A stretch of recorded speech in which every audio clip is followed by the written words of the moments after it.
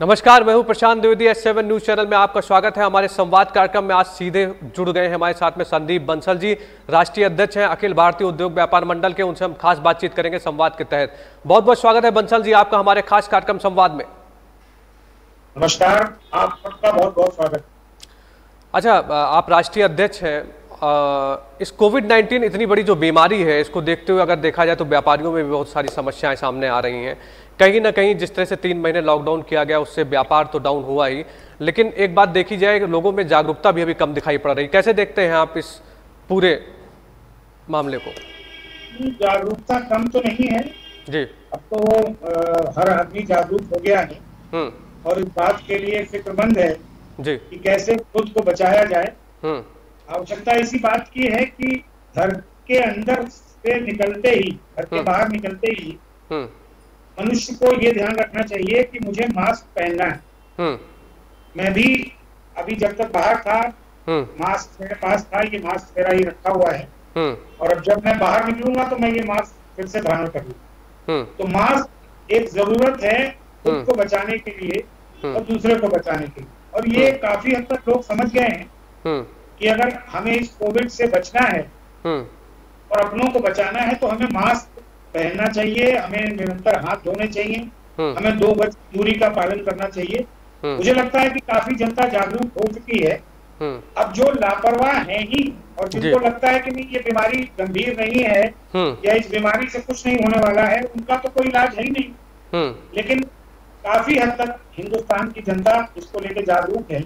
हमारी कल अभी राष्ट्रीय कार्यकारिणी की बैठक हुई थी, उसमें मध्य प्रदेश, पंजाब, हरियाणा, जम्मू, दिल्ली, उत्तराखंड 13 राज्यों के लोग उसमें मौजूद थे और सभी राज्यों में मैंने ये महसूस किया कि वहाँ की जनता, वहाँ का व्यापारी वर्ग जागरूक है और कैसे इससे हम निकल सके, इससे बच सके, इसके लिए चिंता करता है।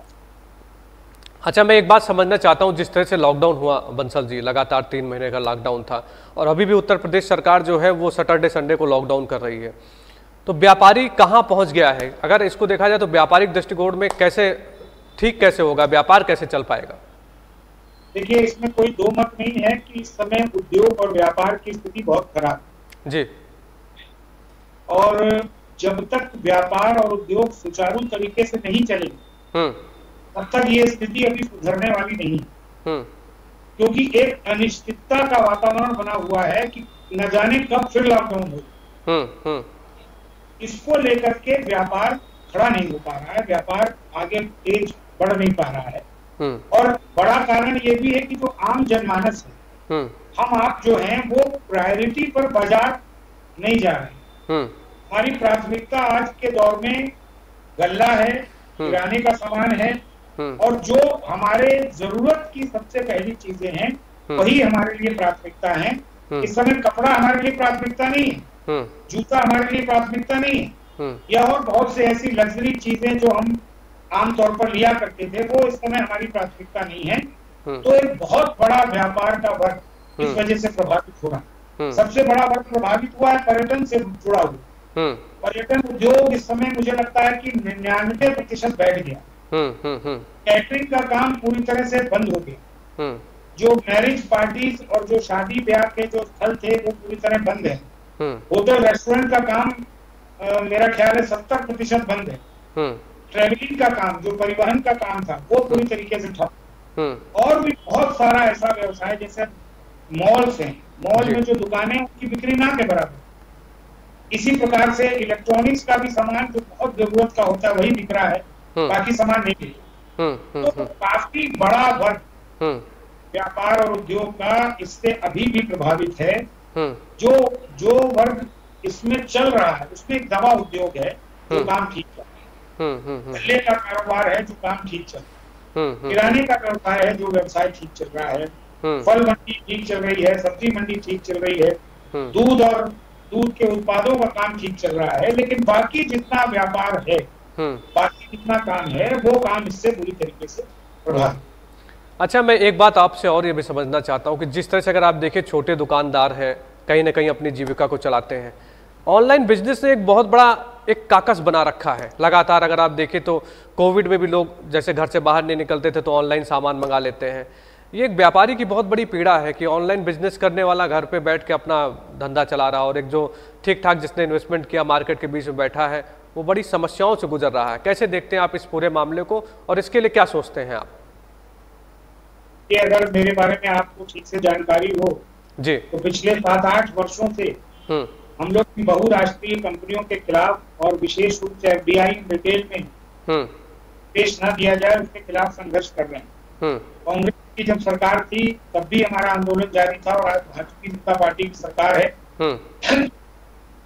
निरंतर हम लोग मांग इसी बात की करते हैं कि बहुराष्ट्रीय कंपनियों को देश के खुदरा व्यापार में प्रवेश करने से रोका जाए और इधर भारत सरकार ने इस पर कुछ कठोर कदम उठाए भी हैं। खासतौर पर लॉकडाउन पीरियड के दौरान जो ऑनलाइन बहुराष्ट्रीय कंपनियां हैं उनको जो छूट दी गई थी उस पर प्रतिबंध लगा। लेकिन फिर भी मेरा मानना है कि जब एक तरफ देश के प्रधानमंत्री ये कहते हैं कि वोकल फॉर लोकल, तो जब वोकल बनना है लोकल के लिए तो जब लोकल को बढ़ावा मिलेगा तभी ये काम हो पाएगा। आज लगभग 100 से अधिक चाइनीज जो ऐप थे उनको भारत सरकार ने प्रतिबंधित किया है। चाइना से माल आने पर भी प्रतिबंध लगाने की बातचीत लगातार चल रही है। तो इसका असर पड़ सकता है आने वाले दिनों में और देश का जो खुदरा व्यापार है वो बढ़ेगा, स्वदेशी व्यापार बढ़ेगा। लेकिन भारत सरकार को और कठोर होना पड़ेगा और इस बात को बिल्कुल समझना पड़ेगा कि हमें अपने देश के उद्योग पर भरोसा करना है, चाइना और अमेरिका के देश के उद्योग पर भरोसा नहीं करना। और जब ये भाव भारत सरकार के मन में आ जाएगा निश्चित रूप से हम आत्मनिर्भर बन जाएंगे, जो हमारी सरकार भी चाहती है और जो हमारा देश भी चाहता है और हमारा देश का उद्योग और व्यापार भी चाहता है। जी, अच्छा संदीप जी एक बात बताइए कि जब कोरोना वायरस भारत में उसने दस्तक दी उसके बाद 3 महीने का लॉकडाउन जिस तरह से हुआ, आप एक राष्ट्रीय स्तर के नेता हैं, आप पूर्व कैबिनेट मंत्री भी रह चुके हैं सरकार में, क्या प्रयास आपके द्वारा किए गए अपने व्यापारी भाइयों के लिए और क्या क्या आपने किया जरा हमसे बताइए। देखिए राष्ट्रीय स्तर पर हमारा संगठन, हमारे जो हरियाणा में हमारे राष्ट्रीय उपाध्यक्ष हैं हमारे साथ, वो हरियाणा विधानसभा के स्पीकर हैं ज्ञानचंद गुप्ता जी, और वो हरियाणा और पंजाब के अखिल भारतीय उद्योग व्यापार मंडल के प्रभारी भी। निरंतर वो व्यापारियों की सेवा करने का काम वहाँ कर रहे हैं। जो जरूरतमंद व्यापारी हैं उनको भोजन वितरण से लेकर के जो आवश्यक वस्तुएं हैं, व्यापारी नहीं सभी आम जनता के लिए वो उनको वितरित कर रहे हैं।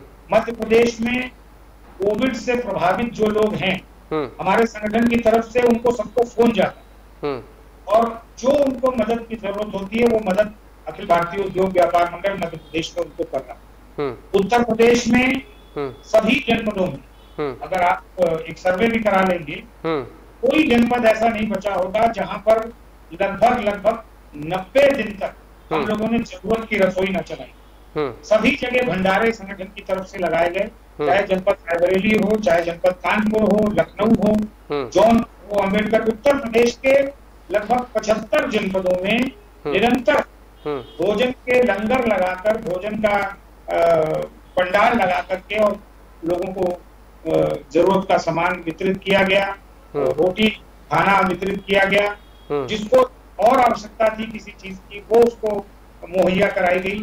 संगठन ने पहले दिन से ये संकल्प कर लिया था कि ये एक ऐसा अवसर है जिसमें हमें आगे बढ़ करके काम करना, हमारे कार्यकर्ताओं को आगे बढ़ करके काम करना, और हम लोगों ने किया, हर जनपद में किया और एक मिसाल कायम की कि हम वो बुरे वक्त में जब विपरीत परिस्थिति होती है देश में तो सबसे आगे बढ़ करके जो काम आता है देश के वो व्यापारी वर्ग का व्यक्ति काम आता है। ये हमने इस महामारी के समय में इस विपरीत आपदा में साबित।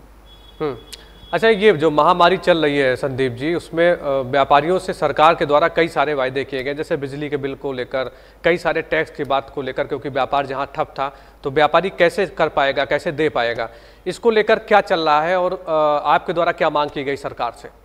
देखिए, हम लोगों ने उत्तर प्रदेश के उप मुख्यमंत्री डॉक्टर दिनेश शर्मा से भी भेंट की थी, मुख्यमंत्री तक भी अपना संदेश दिया था जी कि जो बिजली का फिक्स चार्जेस है उत्तर प्रदेश का उसको विड्रॉ किया जाए। तो अभी आपकी भी जानकारी में होगा कि 1 महीने का बिजली का फिक्स चार्जेस उत्तर प्रदेश में समाप्त कर दिया, जिसने 30 जून तक अपना बिल बिजली का जमा कर दिया है। इस जुलाई के महीने में उसका 1 महीने का फिक्स चार्जेस विड्रॉ हो जाएगा, या जो जुलाई का फिक्स चार्जेस है तो उसको नहीं लगेगा। तो एक तो ये मांग हमारी पूरी हुई, हालांकि हम चाहते थे कि इसको कम से कम 2 महीने का किया जाए, लेकिन फिलहाल सरकार ने 1 महीने की राहत उत्तर प्रदेश की आम जनता को दी है। दूसरी हमारी मांग ये थी कि जीएसटी को लेकर के किसी भी प्रकार का कोई अर्थदंड, कोई जुर्माना, कोई सजा या कोई भी पेनल्टी तो व्यापार और उद्योग जगत के ऊपर ना लगाई जाए। उस पर भी सरकार का निर्णय अच्छा है, और कोई पेनल्टी, कोई अर्थदंड, जीएसटी अगर विलंबित हो रहा है, जीएसटी टाइम से नहीं भी जमा हुआ, तो व्यापार और उद्योग जगत के लोगों पर कोई अर्थदंड, कोई जुर्माना नहीं लगे। तीसरी एक मांग हमारी जो मध्यम वर्ग की मांग थी, हमारे आप सबके लिए वो मांग थी कि जो स्कूल फीस है, क्योंकि बच्चे 3 महीनों में स्कूल गए नहीं, उन्होंने जो उसका साधन होता है परिवहन का वो इस्तेमाल नहीं किया, कोई स्कूल वैन इस्तेमाल नहीं की, तो स्कूल की क्लासेस लगी नहीं, तो बच्चों की स्कूल की फीस के बारे में भी उत्तर प्रदेश सरकार सकारात्मक निर्णय लेना चाहिए और उनको स्कूल फीस माफी का निर्णय लेना चाहिए, जैसा कि पंजाब सरकार ने किया। जो उत्तर प्रदेश के शिक्षा मंत्री हैं डॉक्टर दिनेश शर्मा, मुख्यमंत्री जी, उनसे भी बात हुई जी। उन्होंने मुझे बताया कि कोई परिवहन शुल्क, यानी कि कोई वैन चार्जेस कोई भी स्कूल उत्तर प्रदेश में नहीं ले सकता, इसका राइट नोटिफिकेशन जारी किया जाता। हर साल स्कूल की फीस बढ़ती थी, किसी भी प्रकार की कोई फीस इस बार नहीं बढ़ेगी, ये भी नोटिफिकेशन उत्तर प्रदेश सरकार के द्वारा जारी किया गया। सिर्फ और सिर्फ ट्यूशन फीस दी जाएगी, ये भी सरकार ने स्पष्ट किया। इसके अलावा अगर कोई परिवार, कोई अभिभावक फीस जमा नहीं कर पा रहे हैं, तो उनको उचित समय स्कूल के प्रशासन द्वारा दिया जाएगा।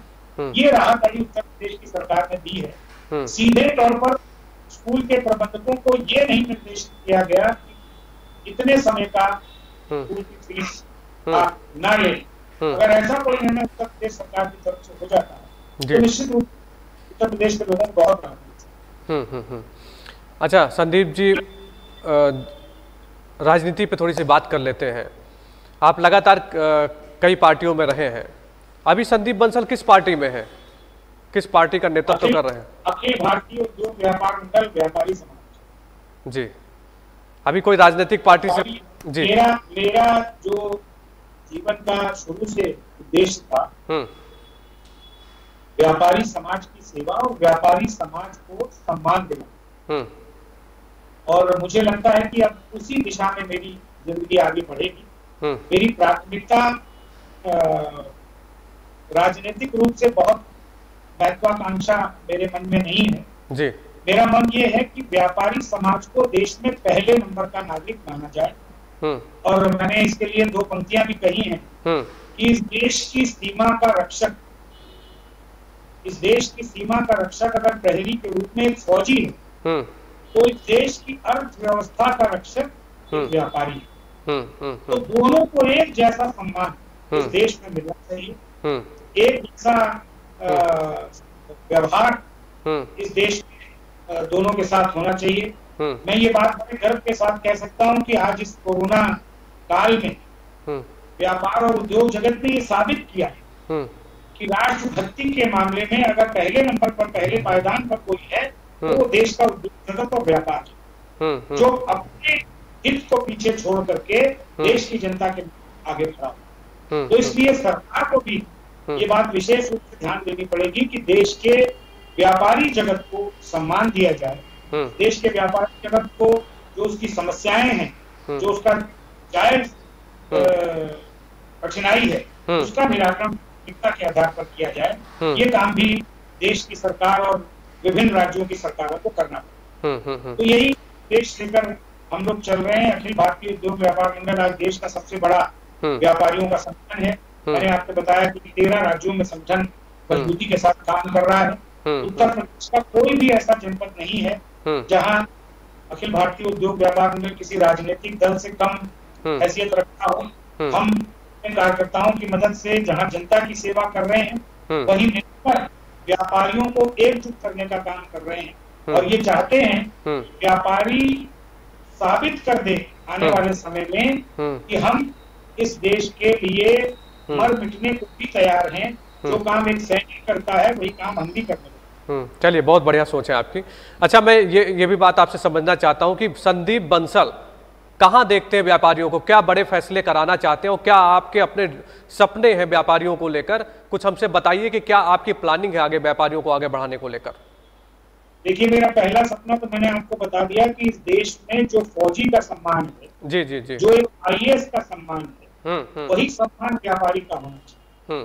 पहला सपना तो मेरा ये जी कि एक IAS और एक फौजी के बराबर व्यापारी का सम्मान इस देश में होना चाहिए। दूसरा मेरा जो उद्देश्य है कि देश की लोकसभा हो, देश की राज्यसभा हो, प्रदेशों में विधानसभाएं हो, विधान परिषद हो, जितने भी ये समाज के जो प्रतिनिधित्व करता लोग हैं, उन सबके प्लेटफॉर्म हैं, सब में व्यापार का प्रतिनिधित्व होना चाहिए। सभी हाउसेज, चाहे वो अपर हाउस हो, चाहे वो लोअर हाउस हो, चाहे वो नगर निगम हो, चाहे नगर पालिका हो, नगर पालिका परिषद हो, सभी जगहों पर व्यापारी समाज का प्रतिनिधित्व होना चाहिए। वो इसलिए होना चाहिए क्योंकि जो उद्योग और व्यापार की समस्या एक व्यापारी समझ सकता है, एक उद्यमी समझ सकता है, वो एक IAS नहीं समझ सकता। उद्योग व्यापार की समस्या एक वकील उतनी अच्छे से नहीं समझ सकता। जैसे अगर किसी मरीज का इलाज करना है, उसका इलाज एक डॉक्टर बहुत अच्छा कर पाएगा, व्यापारी नहीं कर पाएगा। मीडिया की जो बारीकी है वो आप ज्यादा अच्छे से समझ पाएंगे, एक व्यापारी नहीं समझ पाएगा। उसी तरह व्यापार और उद्योग की कठिनाई, व्यापार और उद्योग कैसे बढ़े, कैसे और उसका दायरा बढ़े, उससे सरकार का राजस्व बढ़े, इसकी सही जानकारी सरकार को अगर कोई सकता है, प्रशासन को कोई सकता है, तो वो व्यापारी। लेकिन दुर्भाग्य ये होता है कि जो भी नीति बनती है, जो भी कानून बनता है, जो भी योजना बनती है, उसमें व्यापारी का प्रतिनिधित्व ना के बराबर, क्योंकि वो हाउस में है ही नहीं। इसलिए हमारी ये भी सोच है कि देश में जो भी हाउसेज हैं, पार्लियामेंट से लेके असेंबली तक और असेंबली से लेके मतलब नगर निगम तक, सभी जगह व्यापार और उद्योग की जगह जो हमारे साथी हैं उनका प्रतिनिधित्व होना चाहिए। ये भी एक सोच हम लोग करके चल रहे हैं।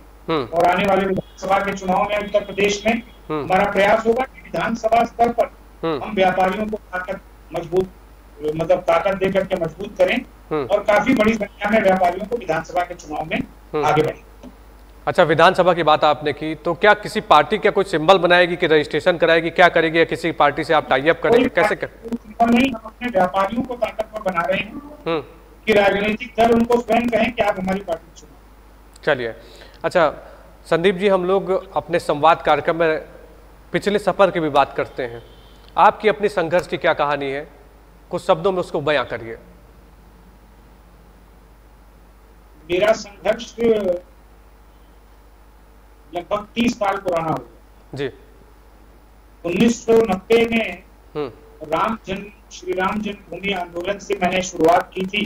तब मैं लखनऊ के युवा विंग का अध्यक्ष जी, और मैंने उस आंदोलन में हिस्सा लिया।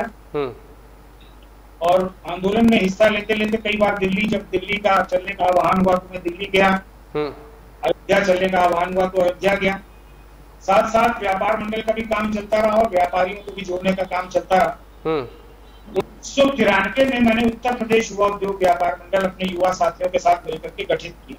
क्योंकि ऐसा लग रहा था कि जो व्यापारियों का युवा वर्ग है उसकी रुचि संगठन में और सामाजिक कामों में कम है। तो 93 में यानी कि आज से 27 साल पहले उत्तर प्रदेश युवा उद्योग व्यापार मंडल गठित हुआ। और उसी की आज आमतौर पर होता ही है कि पिता पुत्र को पैदा करता है, का नियम है। लेकिन हमारे संगठनात्मक दृष्टि से ये उठता है कि उत्तर प्रदेश युवा उद्योग व्यापार मंडल ने अखिल भारतीय उद्योग व्यापार मंडल को पैदा किया, पुत्र ने पिता को पैदा किया। धीरे धीरे जैसे जैसे आयु बढ़ती गई वैसे वैसे व्यापारी को और ताकत मिलती गई और वो मजबूत होता गया। वही जो कल के युवा व्यापारी थे 1990 और 92-93 के, आज वो कोई 45 वर्ष का, कोई 48 वर्ष का, और इस आयु के साथ अखिल भारतीय उद्योग व्यापार मंडल के रूप में पूरे देश में काम कर रहे हैं। और मुझे इस बात की बड़ी प्रसन्नता है कि उत्तर प्रदेश में जितने भी बड़े डिसीजन हुए, चाहे वो व्यापारी दुर्घटना बीमा योजना का विषय हो, चाहे वो अभी जो हम लोगों ने ये मैं आपको बता दूं कि व्यापारी दुर्घटना बीमा योजना 20 साल पहले जब उत्तर प्रदेश माननीय राम प्रकाश गुप्त जी मुख्यमंत्री थे, याद है मुझे। मुझे उनका मैं मतलब उनके मुझे दत्तक पुत्र के रूप में माना जाता था, हालांकि मेरे गुरु, और मुझे मिनी सीएम के नाम से भी लोग उस मीडिया वाले और सब लिखा करते थे। हालांकि मैं पूरे जीवन भर ईमानदारी से काम किया। मैं आज भी इस बात को लेकर के बहुत अच्छी नींद सोता हूँ कि पूरे देश में कोई व्यक्ति संसद के ऊपर उंगली नहीं उठा सकता कि करोड़ों अरबों रुपए के लोगों की समस्याओं का समाधान हो गया होगा, लेकिन कभी 5 रुपए का भी आरोप मेरे ऊपर नहीं लग सकता। मुझे लगता है मेरी पूरी राजनीतिक विरासत में यही एक उपलब्धि मेरे जीवन में हासिल है, क्योंकि लोग बहुत बड़े बड़े प्लॉट खरीदते हैं, बड़े बड़े बंगले बनाते हैं, बहुत बड़ी बड़ी प्रॉपर्टियां इकट्ठी कर लेते हैं। 30 साल के राजनीतिक सफर, 1992 की बनी हुई समाजवादी पार्टी है, बहुजन समाज पार्टी उससे कुछ दिन पहले ही बनी। तो इस प्रकार से सभी राजनीतिक दल व्यापार में से पहले या बराबर ही बने, लेकिन हम लोगों ने अगर कुछ कमाया इस राजनीति से तो मुझे लगता है यही एक सम्मान और इज्जत कमाई है। पूरे देश भर में आप किसी भी व्यापारी समाज से अगर संदीप बंसल और अखिल भारतीय उद्योग व्यापार मंडल का नाम पूछेंगे तो वो आपको सम्मानजनक ढंग से जवाब देगा।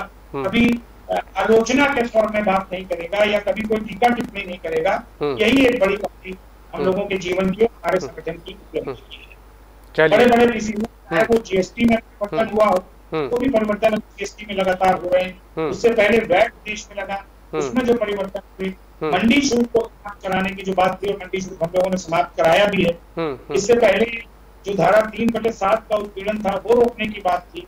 उससे पहले एक भामाशाह पुरस्कार योजना हम लोगों ने शुरू कराई, और बड़ी बात व्यापारी दुर्घटना बीमा योजना, आज जिसमें व्यापारी को 10 लाख रुपए अगर उसकी दुर्घटना में मृत्यु हो जाती है तो उसके परिजन को मिलते हैं। ये भी भारतीय उद्योग व्यापार मंडल के प्रयास से संभव होता है। तो यही हम लोगों का उद्देश्य है कि आने वाले समय में पूरे देश में सभी राज्यों को बहुत मजबूती के साथ व्यापारियों को संगठित किया जाए, जैसा कि उत्तर प्रदेश में है, मध्य प्रदेश में है, हरियाणा में है। इसी तरह 19 राज्य हैं, उसमें 10 राज्यों में संगठन बहुत अच्छा काम कर रहा है, अभी 20 राज्यों में और अच्छा काम होना है जी। और इन सभी राज्यों में मजबूती के साथ व्यापारियों को एकजुट किया जाए, यही प्राथमिकता। चलिए संदीप जी, बहुत बहुत धन्यवाद है आपका, और आपको बहुत बहुत शुभकामनाएं हैं कि व्यापारियों के हितों में आप बढ़ चढ़ के काम करें और व्यापारियों की एक तरह से रक्षा करें, क्योंकि आप अगुवा हैं, राष्ट्रीय अध्यक्ष हैं, और अगर देखा जाए तो आपकी भी एक संघर्ष की बहुत बड़ी कहानी है और व्यापारियों के लिए आप आगे रहते हैं। इसके लिए आपको बहुत बहुत शुभकामनाएं। S7 परिवार की तरफ से आपको बहुत बहुत शुभकामनाएं और बधाई। बहुत बहुत धन्यवाद, बहुत बहुत शुभकामनाएं। एक बात मैं और कहना चाहता हूँ चलते चलते। जी जी बताइए। कि ये जो परिवहन व्यवसाय है वो इस समय बहुत बड़ी आपदा से गुजर रहा है।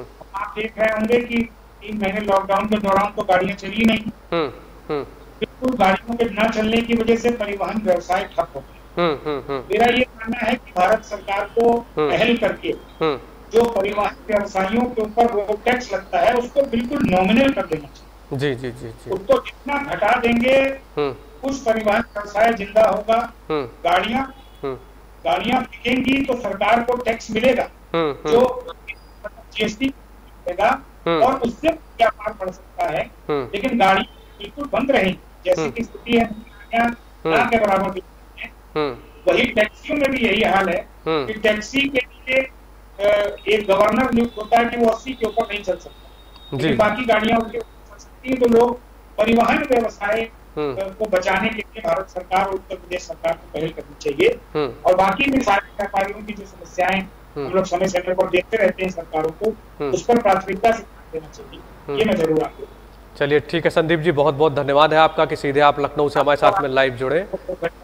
जी नमस्कार। जी जी जी जी। ये फेसबुक पर भी चल सकता है हम लोगों का ये जो चल रहा है? जी जी बिल्कुल, आप चला सकते हैं इसको। तो ये थे संदीप बंसल हमारे साथ में सीधे लखनऊ से लाइव जुड़े थे, जिन्होंने साफ तौर पे कोविड-19 पर जिस तरह से उनके मंडल ने, उनके अखिल भारतीय उद्योग मंडल ने जिस तरह से लोगों की मदद की वो काबिल तारीफ है। संदीप जी को भी बहुत बहुत शुभकामनाएं। S7 में अभी संवाद में फिर होगी आपसे मुलाकात। नमस्कार।